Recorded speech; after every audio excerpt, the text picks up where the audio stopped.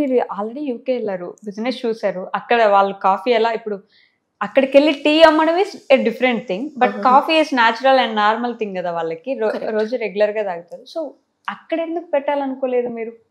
అక్కడ first thing is restrictions and second thing is my personal reasons. Like నేను మా వాళ్ళని వదిలేసి ఎక్కువ రోజులు ఉండలేదు.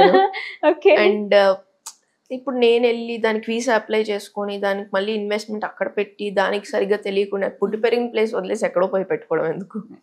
I agree. Okay, so you wanted to come back here and use those methods. అంటే ఇప్పుడు అక్కడికి వెళ్ళి టీ పెడితే కొంటారో లేదో తెలియదు, కానీ మనం కాఫీ ఒక రకంగా అమ్మితే మనోళ్ళన్నా వచ్చి ట్రై చేస్తారు కదా ఫస్ట్, బాగుంది అని నలుగురికి చెప్పడానికి. అక్కడ ఎవరు ఒకళ్ళు కూడా పక్కన వాళ్ళు ఎవరో, ఇటు పక్క ఎవరో తెలియదు, ఇటు పక్క ఎవరో తెలియదు, అక్కడ పద్ధతులు ఏంటో తెలియదు. ఇట్స్ బెటర్ అంటే మన వాళ్ళ పక్కన ఉంటే అట్లీస్ట్ ఒక నలుగురు వస్తారు, బాగుందో లేదో బాగాలేదో కూడా చెప్తారు. ఎగ్జాక్ట్లీ. మనకు అక్కడ ఓకే తెలియకపోతే తెలుసుకోవచ్చు కాక, that is a different topic. But I can't అక్కడ బిజినెస్ పెట్టి I can't come back no. My major goal is to stay here.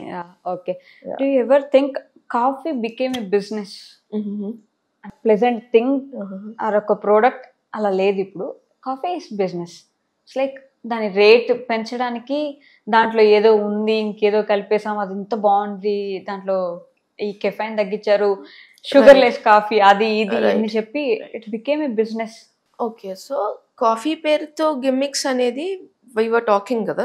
One is time pass, then commercial, then specialty coffee. Specialty coffee lo konni places they are doing absolutely beautiful job. Manaki Bangalore lo Benki coffee, ground up coffee, Hyderabad lo mana Katha or True Black or all these people are doing a fine job. కాకపోతే వీళ్ళని చూసి నేనేదో special పెట్టాలి అని చెప్పేసి some random coffee consultant ని పట్టుకొని వాళ్ళకి ఏదో ఒక అమౌంట్ ఇచ్చేసి ఏదో స్పెషల్ అది కలిపి ఇది కలిపి ఏదో మ్యాజికల్ చేసినట్టు, మన కెమిస్ట్రీ ల్యాబ్ లో చేసినట్టు అది ఇంత కలిపి ఇది ఇంత కలిపి ఏదో చేస్తున్నారు దాన్ని. That is happening. మీరు చెప్పింది actually very correct, but that is happening for amateur crowd. అంటే పెద్దగా కాఫీ తెలియని వాళ్ళు ఏదో పెట్టాలి అని పెట్టే వాళ్ళకి అవుతుంది అది. కాఫీ కొంచెం తెలిసిన వాళ్ళు పర్లేదు, బాగానే చేస్తున్నారు, ఏదైనా కలిపితే మంచి కాఫీ వస్తుందేమో అని చేస్తున్నారు. లేదా ఇంకా కమర్షియల్ వాళ్ళు అంటే ఎక్కువ మిక్సింగ్ చేయరు. బట్ ఈ తెలియకుండా నేను ఏదో ఒక కెఫే పెట్టాలి అని పెడతారు కదా. కాఫీ షాప్ లో కూర్చొని మన ఇద్దరం కూర్చున్నాం అనుకోండి, విల్ బి లైక్ అరే ఒక కెఫే పెట్టాలి అనేది ఒక సపోజ్ ఒక థాట్ ఉంది. విల్ బి లైక్ ఈ కాఫీ షాప్ బాగుంది, మనం కూడా ఇలాంటిది పెట్టాలి. జస్ట్ థాట్ అంతే. నా దగ్గర పైసలు ఉన్నాయి సపోజ్, నాకు ఇక్కడ ఒక 50 మెంబర్స్ కనిపిస్తున్నారు ఈ కెఫేలో, పెద్ద కెఫే కూడా కూర్చున్నాను, 50 మంది కనిపిస్తున్నారు. ఇప్పుడు నేను పెడితే 10 మంది అన్నా రారా? 10 మంది వచ్చి 1000 రూపాయలు బిల్ చేసిన 10,000 అవుతుంది కదా అని ఆడు పెట్టేశాడు అనుకోండి. అలాంటి వాళ్ళు ఎక్కువ అయిపోయారు యాక్చువల్లీ. ఓకే, డబ్బులు ఉన్నాయి పెడదాం, ఇట్లా 10 మందితో జరిగితే 10,000 ఎక్స్పెక్టేషన్ చాలా హై ఉంటుంది. డబ్బులు లేకపోతే లోన్ తీసుకొని పెడుతున్నారు. So they are not observing. ఒక టేబుల్ చిన్న క్యాలిక్యులేషన్ చేయండి, ఒక 10 టేబుల్స్ ఉన్నాయి. యావరేజ్ కాఫీ షాప్ లో 10 కంటే ఎక్కువ టేబుల్స్ ఉండవు. 10 టేబుల్స్ ఉన్నాయి. 10 టేబుల్స్ లో మీరు డేలో మళ్ళీ peak hours, non peak hours ఉంటాయి. నాన్ పీక్ అవర్స్ మీకు ఒక్కళ్ళు కూడా కనిపించారు టేబుల్ పైన. ఎట్లా అయితే సపోజ్ మధ్యాహ్నం 2 o'clock కాఫీ షాప్కి వెళ్తే ఎవరు ఉండనట్టు, 3 o'clock ఉండనట్టు, యూజువల్లీ మీరు యావరేజ్ ఒక టేబుల్ లో 2 hours ఆక్యుపై చేశారు అనుకోండి per set of people. At max you can service 30 bills. At max you can service 30 bills for a 10 table size cafe. Correct. Average weekends ఎక్కువ ఉంటుంది, వీక్ డేస్ తక్కువ ఉంటుంది, అన్ని యావరేజ్ తీసుకుంటే 30 bills per day అనుకున్నాం. So ఇందులో ఎంతమంది you think are there to eat or drink food? Okay, this is the point. Are are they for meeting and just relaxing? So మీరు ఒక కాఫీ షాప్కి వెళ్ళండి, చిన్న గేమ్ రైట్, ఏదన్నా ఒక అంబియన్స్ బేస్డ్ కొంచెం ఇట్లా గార్డెన్ లాగా ఉన్న కాఫీ షాప్కి వెళ్ళి కూర్చొని అన్ని టేబుల్స్ అబ్జర్వ్ చేయండి. ఓకే, రెప్యూటెడ్ కాకుండా, ఇప్పుడు మనకి రోస్టరీ ఇట్లాంటివి కాకుండా ఒక ఏరియా వైజ్ కాఫీ షాప్ ఉంటుంది, అక్కడికి వెళ్ళి కూర్చొని ఏమేమి ఉన్నాయో అబ్జర్వ్ చేయండి టేబుల్ పైన. మీకు సగం టేబుల్స్ పైన ఒకటే ఒక గ్లాస్ కనిపిస్తుంది. ఓకే, సో అలాంటి crowds, it's not wrong.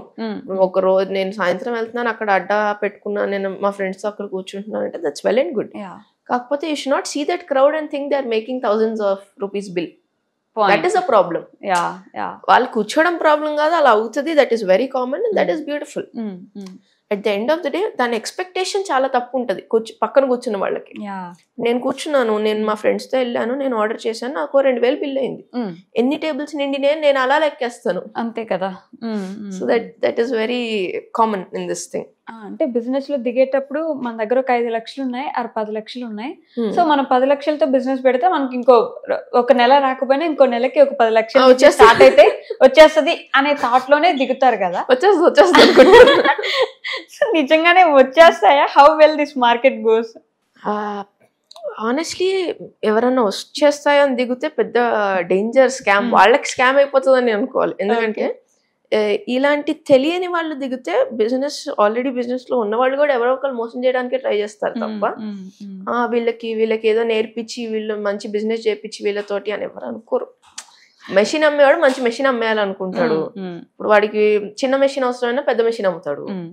Simple topic. ఇంకొకళ్ళు వచ్చి నేను మీకు ఈ రెసిపీ ఇస్తా, ఆ రెసిపీ ఇస్తా, నాకు 1 లక్ష రూపాయలు ఇవ్వండి అంటారు. It's very common in the industry for people who want to really make something. That is good. కాకపోతే ఒక మంచి కాఫీ మెషిన్ ఉండడం బ్యూటిఫుల్ థింగే. కాకపోతే వాడికి అవసరమా లేదా అనేది జడ్జ్ చేయడానికి అతను లేడు కదా. మనం కరెక్ట్ గా లేనప్పుడు ఎవరినైనా ఏం లాభం. సో దిగేటప్పుడే మన దగ్గర